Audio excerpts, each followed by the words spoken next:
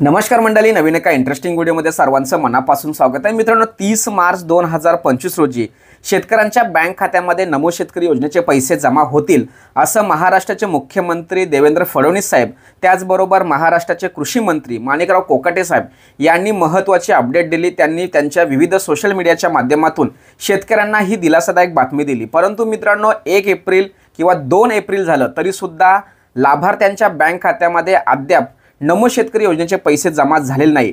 त्याचबरोबर शेतकऱ्यांचे पीक विम्याचे पैसे सुद्धा 31 मार्च पूर्वी लाभार्थ्यांच्या बँक खात्यामध्ये जमा होतील असं कृषी मंत्री माणिकराव कोकाटे साहेब यांनी सुद्धा या ठिकाणी म्हटलं होतं।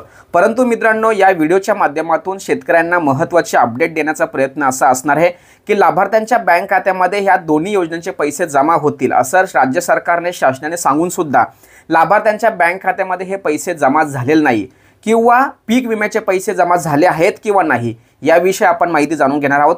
त्याचबरोबर नमो शेतकरी योजनेचे पैसे लाभार्थ्यांच्या बँक खात्यामध्ये अद्याप का जमा झालेले नाही, नेमकं काय अडचण आहे, काय प्रॉब्लेम आहे, शासनाच्या माध्यमातून काही अडचण आहे का किंवा बँकेच्या सिस्टमच्या माध्यमातून काही अडचण आहे का, या 2-3 गोष्टीचे महत्त्वाची अपडेट आपण या व्हिडिओमध्ये जाणून घेणार आहोत। व्हिडिओला सुरुवात करण्यापूर्वी चॅनलवरती जर नवीन असाल तर कृपा करा चॅनलला सबस्क्राइब करा। अशाच महत्त्वपूर्ण अपडेट या चॅनलवरती येत असतात। चला तर मित्रांनो, व्हिडिओला सुरुवात करूया। तर शेतकरी मित्रांनो, नमो शेतकरी योजना व पीक विमा योजनेचे पैसे लाभार्थ्यांच्या बँक खात्यामध्ये 31 मार्च पूर्वी येणं बंधनकारक होतं किंवा जमा होणं आवश्यक होतं। परंतु शेतकऱ्यांच्या कोणत्याही बँक खात्यामध्ये हे पैसे आलेले नाही असं अनेक शेतकरी आम्हाला सांगत आहेत।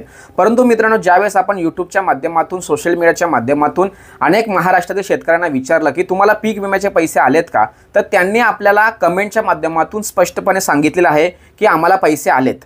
तर मी स्क्रीनवरती सुद्धा दाखवतोय की पैसे कशा पद्धतीने आलेले आहेत। तर या ठिकाणी असं म्हटलंय की गाव सारोळा, तालुका रेणापूर, जिल्हा लातूर, 2 एकर जमिनीला 17,280 रुपये जमा झाले आणि 3 एकर गुंठेला 37,801 रुपये जमा झालेला आहे। ही महत्त्वाची त्यांनी कमेंट्स दिलेले आहे।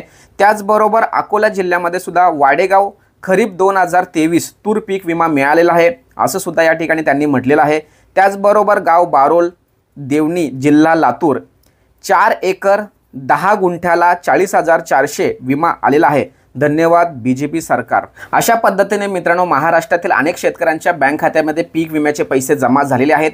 तुमचे सुद्धा पैसे पीक विम्याचे जमा होतील। बँकेच्या काही सिस्टम किंवा कार्यपद्धतीमुळे हे पैसे लेट होत आहेत, त्यामुळे कोणत्याही प्रकारची काळजी करायची नाही। पीक विम्याचे पैसे तुमच्या बँक खात्यामध्ये जमा होतीलच, कारण या संदर्भात अनेक शेतकऱ्यांनी आपल्याला प्रूफ सुद्धा दिलेले आहेत। आता यानंतरचा सर्वात महत्त्वाचा मुद्दा म्हणजे नमो शेतकरी योजनेचे पैसे लाभार्थ्यांच्या बँक खात्यामध्ये अद्याप जमा झालेले नाहीत।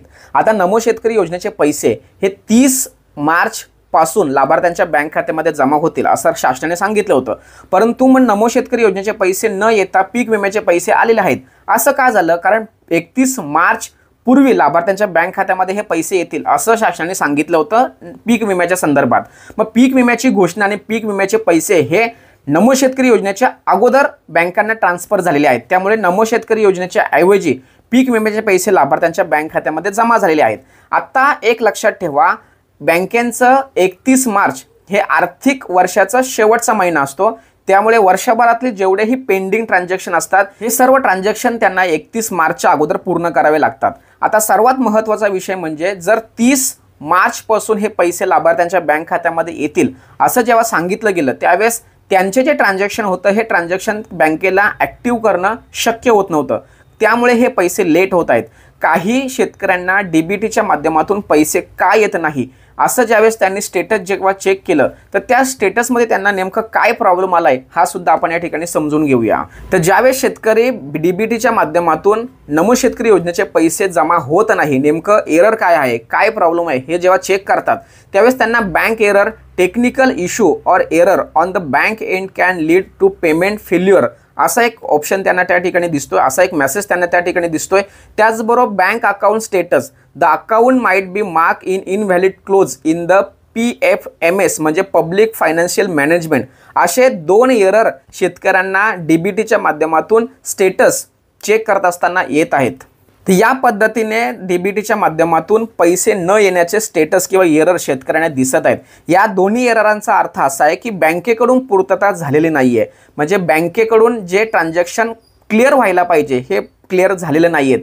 कारण मित्रांनो, नमो शेतकरी योजनेचे पैसे हे लेट बँकेच्या खात्यामध्ये जमा झालेले आहेत आणि त्या अगोदरचे ट्रान्झॅक्शन ऑलरेडी बँकेमध्ये पेंडिंग होतं। त्यामुळे कोणतीही बँक ही ऑलरेडी जुनं जे ट्रान्झॅक्शन असतात ते क्लिअर करण्यावरती प्राधान्य देतात। त्यामुळे नमो शेतकरी योजनेचे जे ट्रान्झॅक्शन आहेत हे ॲक्टिव्ह झालेले नाही किंवा ट्रान्झॅक्शन पूर्ण झालेले नाहीत। त्यामुळे आता 1 2 3 4 5 या 4-5 दिवसामध्ये सर्वच शेतकऱ्यांच्या बँक खात्यामध्ये हे ट्रान्झॅक्शन क्लिअर केले जाणार आहेत। नमो शेतकरी योजनेचे पैसे सुद्धा दिले जाणार आहेत। पीक विम्याचे पैसे शेतकऱ्यांच्या बँक खात्यामध्ये टप्प्याटप्प्यामध्ये येत आहेत, त्याचं पुरावा सुद्धा मी दाखवला। त्याचबरोबर हा जो नमो शेतकरी योजनेचे जे 2 एरर येतात त्या एरर सुद्धा आता बंद होणार आहेत आणि सर्व लाभार्थ्यांच्या बँक खात्यामध्ये हे सुद्धा पैसे जमा होतील। कारण मित्रांनो, पेंडिंग ट्रान्झॅक्शन क्लिअर करणं हे बँकेसाठी मॅन्डेटरी असतं, कारण त्यांना 31 मार्चला पूर्ण क्लोजिंग क्लिअर करून द्यावं लागतं आणि नमो शेतकरी योजनेचे पैसे हे नेमके 30 तारखेपासून जमा होतील असं सांगण्यात आलं होतं। बँकेच्या खात्यामध्ये हे 31 किंवा एप्रिलला पैसे आलेले आहेत, त्यामुळे हे पैसे 30 मार्च रोजीपासून लाभार्थ्यांच्या बँक खात्यामध्ये जमा होतील असं जरी शेतकऱ्यांना सांगितलं असलं तरी सुद्धा शासनाकडून बँकेमध्ये हे पैसे हे लेट आलेले आहेत। 30 मार्च किंवा 31 मार्च रोजी जरी शासनाकडून हे पैसे बँकेच्या खात्यामध्ये जरी जमा झाले असले तरी सुद्धा बँकांना त्यावरती कोणत्याही प्रकारची कारवाई करता येणार नाही, कारण ऑलरेडी त्यांना 31 मार्चपर्यंत सगळ्या गोष्टी क्लिअर करायच्या आहेत। आता राहिला प्रश्न हा 31 मार्च गेल्यानंतर 1 एप्रिल, तर 1 एप्रिलला ज्यावेळेस आपण स्टेटस जेव्हा चेक करतो त्यावेळेस ते बँकेच्या सिस्टमचा प्रॉब्लेम दाखवतोय। त्यामुळे 1 2 3 4 5 तारखेपर्यंत हे सर्व ट्रान्झॅक्शन क्लिअर होतील, सर्व लाभार्थ्यांच्या बँक खात्यामध्ये पैसे जमा होतील। त्यामुळे शेतकऱ्यांना या व्हिडिओच्या माध्यमातून एक विनंती असणार आहे की शेतकऱ्यांना हे पैसे 100% मिळणार आहेत। त्यामुळे अनेक शेतकऱ्यांनी सरकारवरती राग व्यक्त केला, आपल्या व्हिडिओवरती किंवा आपल्या चॅनलवरती सुद्धा राग व्यक्त केला की तुम्ही व्हिडिओ बनवत आहेत, पैसे येत नाही। मग काय नेमकं, तर पैसे 100% येतील। थोड्याशा तांत्रिक अडचणीमुळे हे पैसे येत नाही। बँकेचा काहीतरी एक सिस्टम असतो, बँकेची कार्यपद्धती असते आणि या सर्व कार्यपद्धतीला समजून घेणं खूप गरजेचं आहे। हे एरर येण्याचं कारण समजून घेणं खूप गरजेचं आहे। लवकरच हे पैसे लाभार्थ्यांच्या बँक खात्यामध्ये येतील, ट्रान्झॅक्शन सर्व क्लिअर होतील आणि लाभार्थ्यांना त्यांच्या शेतीसाठी या पीक विम्याच्या माध्यमातून नमो शेतकरी योजनेच्या माध्यमातून जे काही खर्च करायचा असतो हा खर्च करणं शक्य होणार आहे। अशा पद्धतीने मित्रांनो, नमो शेतकरी योजनेचे पैसे का येत नाही, पीक विम्याचे पैसे काही शेतकऱ्यांना आलेले आहेत, काही शेतकऱ्यांना का आलेले नाही किंवा येतील किंवा नाही, या संदर्भात महत्त्वाचे अपडेट समजून सांगण्याचा प्रयत्न केलाय। सदर व्हिडिओ सदर माहिती महाराष्ट्रातील सर्व शेतकऱ्यांसाठी लाभार्थ्यांसाठी अतिशय महत्त्वाची असल्या कारण त्यांच्यापर्यंत ही व्हिडिओ पोहोचवण्यासाठी सहकार्य करा। तोपर्यंत धन्यवाद। जय हिंद, जय महाराष्ट्र।